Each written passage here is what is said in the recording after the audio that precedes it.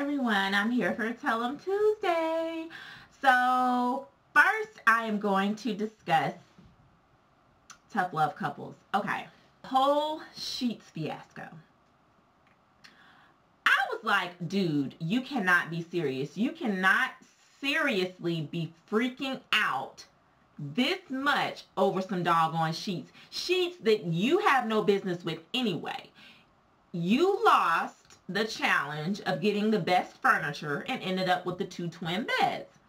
Okay, I understand you wanted to put a queen sheet on the 2 twins to make it like, a flat surface without the gap in between the beds so you could kind of, but you can't take the queen sheets from somebody else and then lie and say that you only had twin sheets when you knew you took the queen sheets, and then tell her don't be a bee because you took her sheets and they have a queen bed. Like, you think they're gonna put twin sheets on a queen bed? Come on now.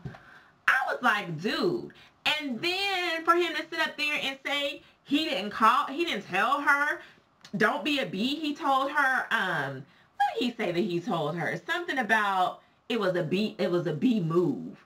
No, you didn't say anything about a bee move. You said don't be a bee.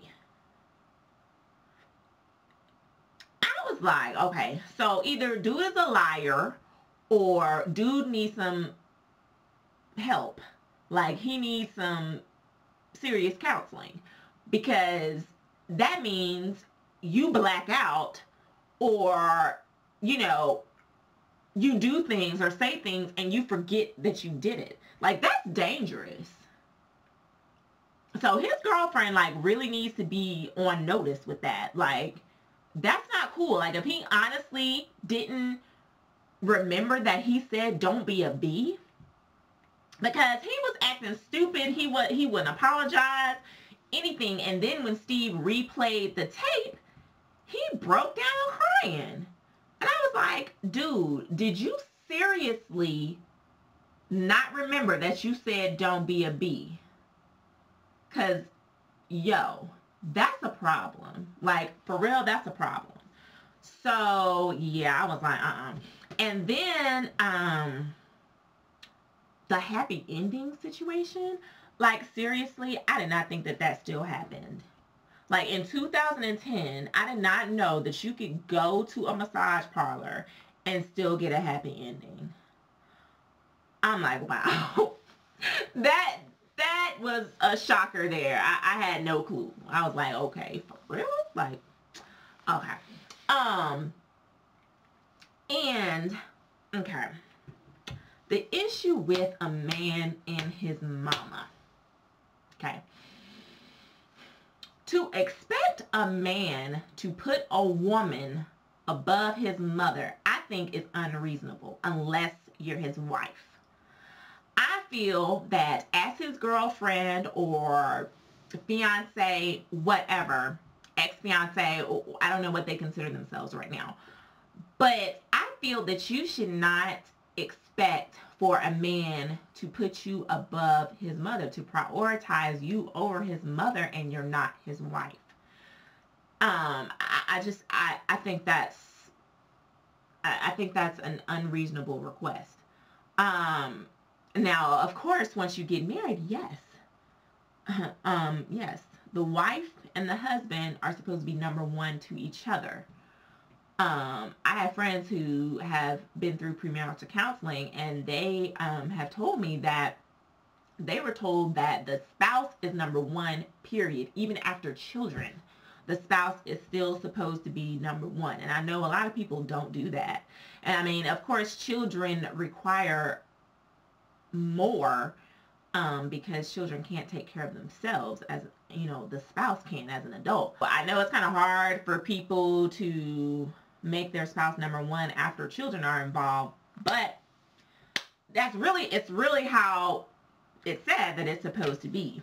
So, I don't know, because I'm not married yet, but I do know that I have seen people who keep everything going and keep the romance there and yada yada yada and taking care of a family. So I don't know. But bottom line is the spouse is number one, not the girlfriend, not the fiance, not the jump off. The wife, the spouse is number one. So to expect a man to be like, yes, I consider you more important than my mother, I think is ridiculous if you're not his spouse. So I think she needs to let that go. And as Steve told her, you know, pretty much get over that. I mean, because you're spinning your wheels here. So, I mean, the main thing is to make sure the mother doesn't intervene after marriage. But now, I mean, you can't expect him to put you above his mother, because unless you have that bond of marriage, I just don't see it. For the Love of Ray J, I broke down, not For the Love of Ray J and Brandy, A Family Business. I broke down and watched some of it, and all I have to say is if VH1 does a For the Love of Ray J 3, I'm writing them a letter. I'm going to take some time out and write VH1 a letter, because when I tell you that it is so ridiculous for Ray J to have his crazy fool self on TV talking about trying to find love, and you know good and well you don't want that, it's ridiculous. People's feelings are at stake and involved. Like, Miss Berry was like crazy about him. And I mean, I understand him being like, you know, dang, it was only a short period of time. But you really can't put a time on feelings. Like, everyone isn't going to fall in love at the same time. And even the same person, you may fall in love with one person in 6 months. You may fall in love with somebody else in a month. You know, I mean, you can't put a time on it. I think the main thing with like really forming strong feelings with someone is communication. And I think when you're in that type of situation, when you're living in the same house with the person, so you're seeing them every day, you know, you're seeing them in the morning, throughout the day, in the evening, constantly communicating with each other, I think feelings can surface quicker in that type of setting than if you're, you know, in a normal dating situation where, you know, you kind of talk here and there, you know, you may talk on the phone every day, but it's not, you know, anything extensive. Or if you are long distance, you know, you may not see each other but once a month or twice a month or whatever. But when you're in the same house, you are close quarters with someone, I think that it's easier to kind of fall quicker because you're having constant contact with that person. But anyway, I'm going to need him to sit down. Basketball wise, I need Royce to sit down. For her to sit up there and do that dance performance and then be like, did you like it? I would have been like, hell to the no. No. Why would one heterosexual woman want to see another woman and a group of other women shake their tail feather on a stage as a birthday gift? Like, are you serious?